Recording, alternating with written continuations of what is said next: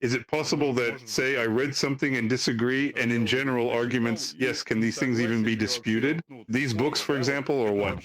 Arguments, I believe this is not the way to build the church, but it is quite acceptable within the church. Questions, personal opinions, but for myself, for example, I have made this rule. If I see that, for example, I can ask a question and then a conversation will start and everyone will receive edification from it, enjoyment of the Lord, love for one another will increase. This is entirely possible. But there are those who insist, argue, who love to argue. You have to look at the result. For example, Jesus says that every tree is known by its fruit. It's pointless to expect oranges from a fig tree or from a burdock. So you kind of carefully examine and evaluate the results. If you start stubbornly insisting on a particular point of view and it only serves to create more division and discord in fellowship and results in less love for God and for each other, then for me, you should simply cast it aside entirely and just forget about it. The Lord will give you something new. That means it's not from Him. You can ask a question, again, in the form of questions and answers. That's normal communication. Absolutely.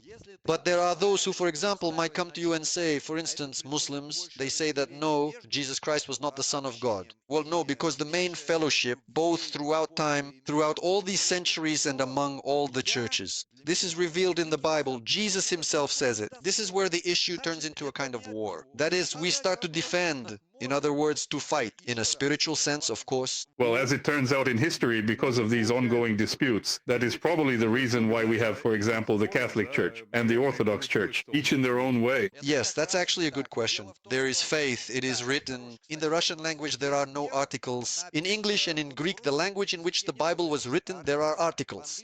They indicate, roughly speaking, this very one. Or just in general. That's why there is faith with a capital letter. And it refers specifically to the Christian faith. That is, this is usually contained in the creed. There are different versions of them, meaning that there is a detailed one, a very short one, and an average one. Maybe you've heard of the creed. The Nicene Creed. This is the creed. There are only 12 points in it. Do you accept them? Agreed. No questions. Protestants rewrite them in their own way.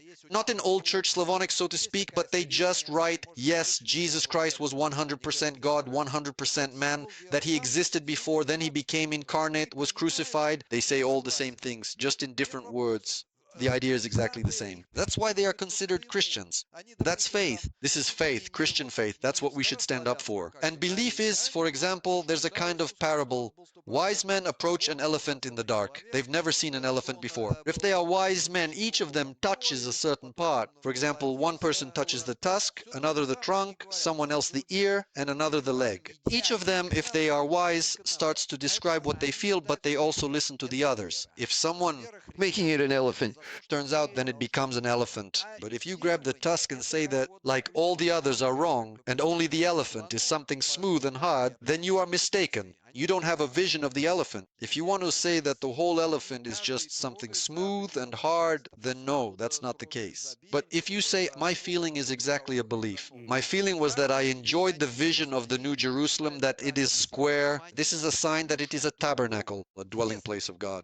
Another says, I saw that the New Jerusalem, the gates, the pearls, are an entrance through the suffering of the mollusk. And someone says, I saw 12, 12 everywhere. That's the multiplication of 3 by 4, meaning the multiplication of God and man. So everyone brings their own perspective, and it turns out that this corporate ability of people to work together has, just like in our everyday life, in business. For example, a cell phone has more than 200,000 patents in modern ones. They started with about 20, I think. Now there are already 200,000 patents, but that's an enormous amount of people working together with each other. That's more than the number of verses in the Bible. When people start working together, they have extraordinary power.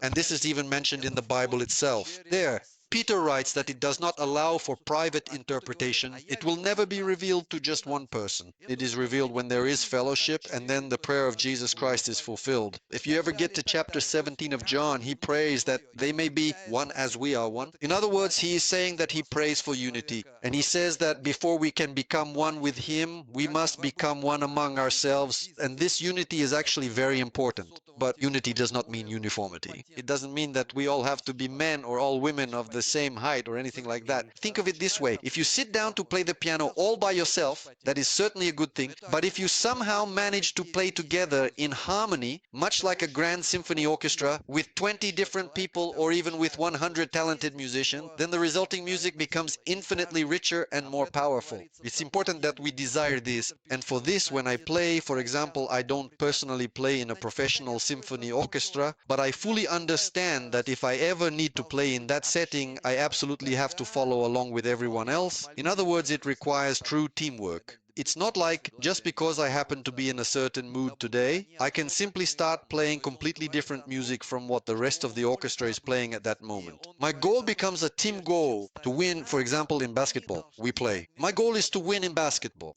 But to achieve this, I have to work as part of a team. Otherwise, I won't win alone. If I try to do my own thing against the team, so team play is very important. And in this sense, if it works out, it's precisely because of the differences. Someone plays the violin, someone else plays the trumpet. But what you get is a picture of an elephant or a picture of the Lord God. That's great. Without it, nothing will work. This is the human ability to work together. It can open things up. And it says there that together with all the saints, and by saints it means all the brothers and sisters in every church, I could comprehend what is the width and length and depth and understand the boundless love. God, I don't remember the exact words now. And to be filled with divine fullness. That is, I can't do this myself. If one of the saints doesn't share their length with me, I may have the width, but someone needs to share the length, the breadth, and so on with me. I need others. I could never do this alone.